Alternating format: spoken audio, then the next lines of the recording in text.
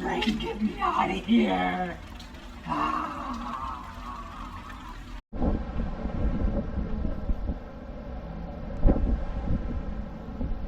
Hey there. Good morning. And Happy New Year!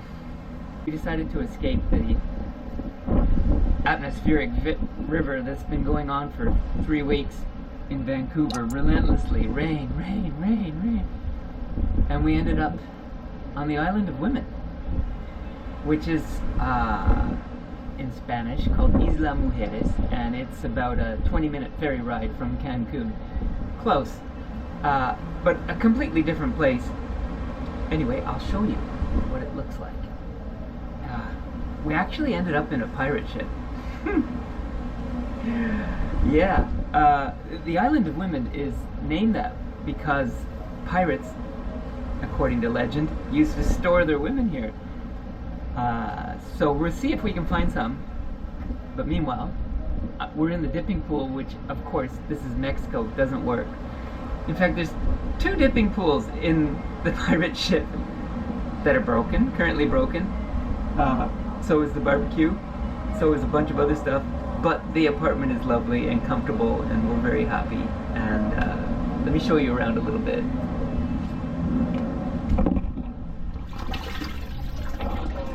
What's left of the dipping pool. Not much of a dipping pool.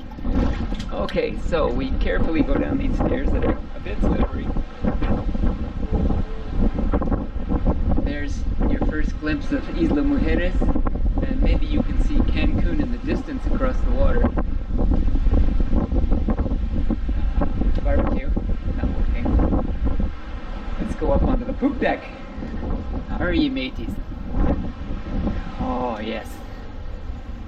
Oh, look at this, we got the steering wheel. High wind up top ruined the audio for this footage, so I've decided to voice over.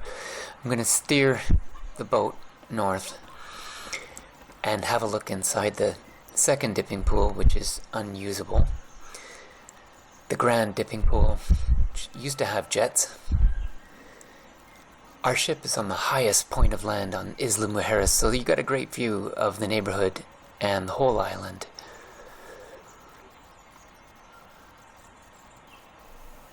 The day we got here, we landed at the north end and walked all the way down this road, about an hour walk. Great way to start the trip. And yesterday, we walked south to the other end of the island. And as you can see, it's kind of a crazy tourist spot. So we're not going to spend long. We're going to head back for food.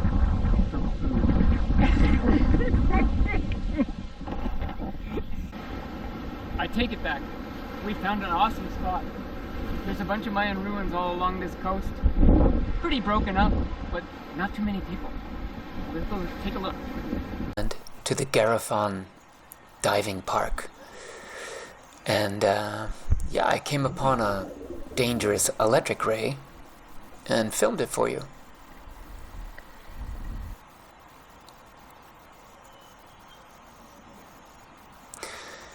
Just below our ship is the Mango Cafe where we had our first meal.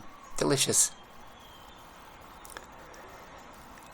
And 3 blocks away is the conveniently located Chedraui supermarket. Huge, full of lots of expensive items because this is an island.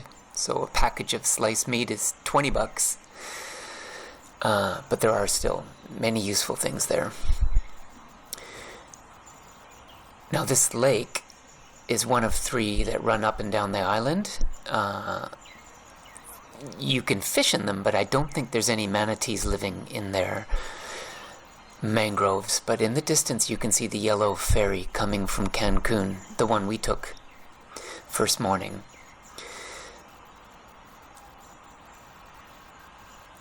But one of the most annoying aspects of Isla Mujeres is the golf cart. The golf carts on a golf course, I think, are typically electric, but these ones are propane powered, I think, and they're noisy, they're fast, no seatbelts. And of course the tourists get overexcited because they've never driven one before, and they tip over a lot. We've heard from a local that there's a lot of tourists end up in the hospital.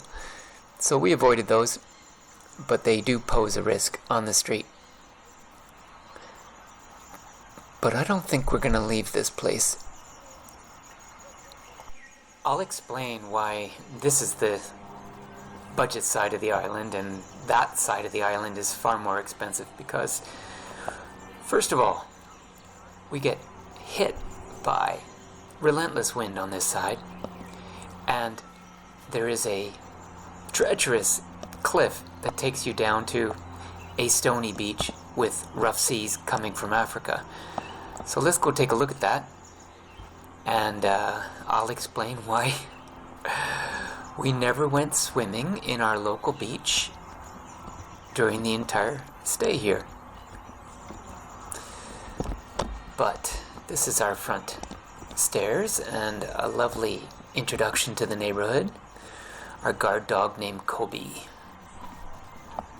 who barked at us once and then seemed to know who we were after that, and was very nice. Now we're just gonna head towards the beach, and we'll have to skip around these tourists coming up so we can take a look at the cliff. And who's living on the cliff but these giant iguanas, which won't let you get too close to them, but they do run the place.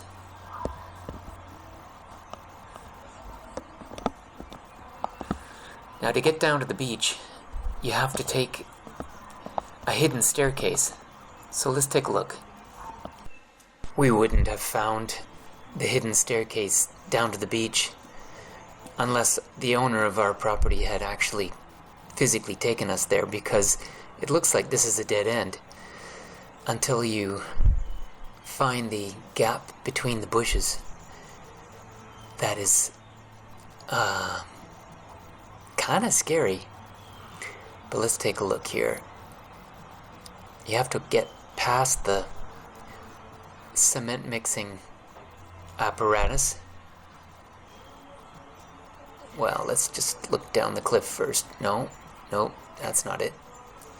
There's the cement making sieve that people are using for the construction site next door.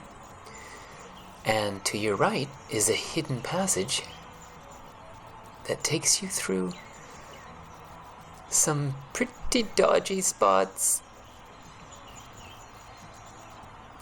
And I was in bare feet at the time, which is not the best idea, but I survived. And once you get through that little dodgy gap, there is a pretty sturdy staircase that takes you down to the beach, which we did do later. But the waves are too strong to be swimming, and it's full of rocks. But anyway, we enjoyed it.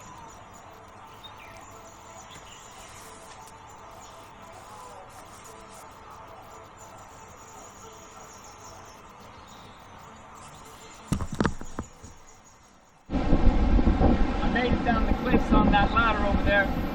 It wasn't that difficult. It's a beautiful spot, but pretty rough. I don't think I'd go in the water here, not in this conditions. But I did find some very nice brain coral. There's lots of it here. I want to bring it all home. Arr. And from underneath the almond tree, full of almonds that have landed on the ground here, you can see our ship, such as it is. I would say this is an architectural novelty. I'm in the churchyard across the street from the Mango Cafe. This is our neighborhood. It's not a discount destination. Not that we were expecting that, we just wanted to see someplace new. Up north, the most famous beach, I think it's called Playa Norte. It's really gross. It's full of very wealthy people who are driving around the golf carts and very kind of aggressive and noisy, and we got out of there as fast as we could. The beach is expensive, and you know, like just to sit under a umbrella might be $50. But tomorrow we're gonna go visit the underwater museum, and since the GoPro goes underwater, you're gonna go there too. Can't wait. I think it might be the highlight of the trip, knock on wood. Speaking of, this tree I just learned about because I didn't recognize it, so I googled it. Very interesting. It's actually a member of the milkweed family. It's a giant milkweed, and the sap of it is highly toxic. I've got some on my fingers. I've got to wash my hands. But you can see up here, there's the fruit, kind of like a soft bag. Weird. You can squeeze it. But the flower, very pretty. Try not to break this branch while I show you the flower. There it is. Hey? Highly invasive weed. Comes from India. And it's all over the southern hemisphere. It's everywhere. Jamaica, Australia, South America. But it has a bunch of uses. Its sap has a high latex concentration. And there's some medical uses as well, but don't eat it. It'll kill you. Better wash my hands. What else? Well, I guess that really kind of is an example of the most pleasurable parts of this trip, is the little things that you find out when you're just standing there looking at something and you go, I've never seen that before, and what's that all about? And of course then you Google it, because we're all Googling these days. Okay, I'll see you at the underwater museums.